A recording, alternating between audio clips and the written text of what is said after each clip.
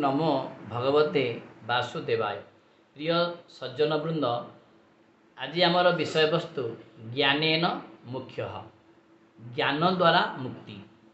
गीता कौन कहती? नहि ज्ञानेन सदृशं पवित्र मिह विद्यते तत्स्वयं योग संसिद्ध कालेनात्मनि विन्दते। गीतार चतुर्थ अध्यायर 38तम श्लोक यह। अर्थात इह लोकरे ज्ञान तुल्य पवित्र किछि नाही।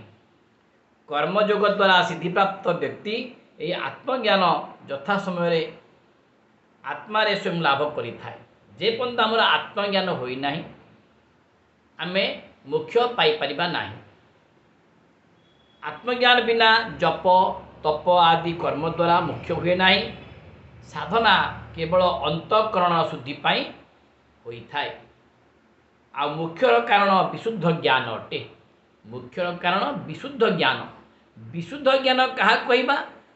जोंथिरे कि आत्मा संबंधी ज्ञान थाए ताकू कहा जेव विशुद्ध ज्ञान। जेपरि रोषे करिबा को हेले चाउल डाली पनीपरिबा काठ पानीर आवश्यक हुए, किंतु यदि अग्नि नथिबो ताले रोषे होई परिबो नाही। ठीक सही परी सब प्रकार सिद्धि हेले मध्य यदि आत्मज्ञान नाही ताले आत्म मुख्य हो परिबो नाही।